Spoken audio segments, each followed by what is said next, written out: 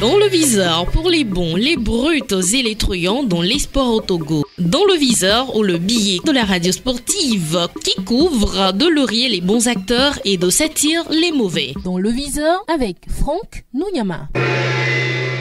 Au moment de faire le bilan de la phase allée de la D1 nationale de football saison 2020-2021, il est important aux yeux du viseur de féliciter les joueurs parce que ce n'est pas évident, ce n'est pas chose facile pour eux de reprendre la compétition après un an de trêve imposée par la maladie à coronavirus. Les joueurs visiblement n'ont pas été atteints par le vice de l'oisiveté. Ils ont rejeté la paresse et se sont engagés dans un championnat marathon qui va vite et qui a l'allure d'un championnat professionnel. Il ne s'agit plus d'une course de fond comme lors des saisons précédentes, mais d'une course de vitesse avec son Altesse, la pandémie, contre qui il faut aussi gagner. Mais gagner dans un championnat entouré de tant de restrictions, d'interdictions, n'est pas la meilleure condition pour pratiquer le ballon rond. Dans la poule B, où les chiffres paraissent éloquents à tout point de vue, Asco a abandonné des points en chemin. Le champion en titre en a perdu 6 sur les 21 possibles. Les Condonats n'ont pu faire qu'un match nul face à son dauphin de l'exercice écoulé Unisport. Nul aussi contre l'ASCK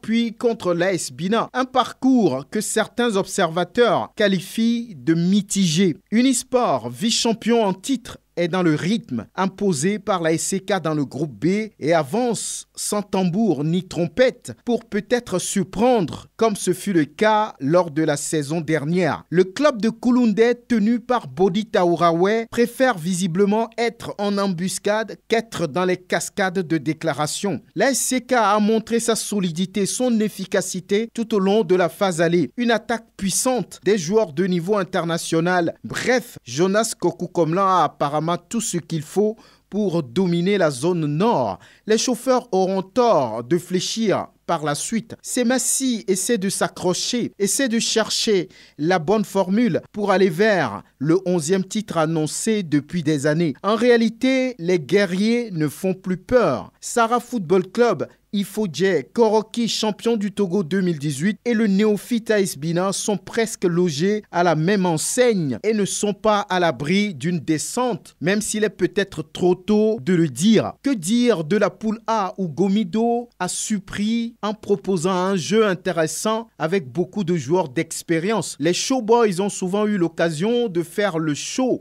en attendant la phase retour. L'AS OTR semble aussi tenir le bon bout avec son coach Fiaboué Kofi Sena. Même si les Oterois ont perdu des points, ils croient toujours en leur force, celle de jouer les 2 premières places du groupe A. Pour beaucoup d'observateurs, Dito n'est pas à sa place compte tenu du standing du club militaire, disent-ils. Pour eux, les robots rouges ont une sorte d'obligation d'être devant. Avant, on parlait d'un AS Togoport fort en championnat. Maintenant, c'est un Togoport moyen qui s'affiche au sortir de la première partie du championnat. En temps de retour dans l'élite après près de 20 ans, essaie de rivaliser avec ses adversaires. Les requins mâles ont eu une partie de leurs dents cassées. Boluissou n'a visiblement pas les moyens pour lutter pour le haut du classement. Maranatha et Ange sont un peu les maillons faibles du groupe A et sont obligés de montrer autre chose lors de la phase retour. Le viseur a visé certains joueurs qui essaient de porter leur club dans ce championnat complètement à part. Ismaël Ouro Agoro, meilleur buteur et meilleur joueur du mois d'avril par la GFT Sport FM, son coéquipier Richard Nan ou encore Tchatakora Abdul Semiou, tous de la SCK.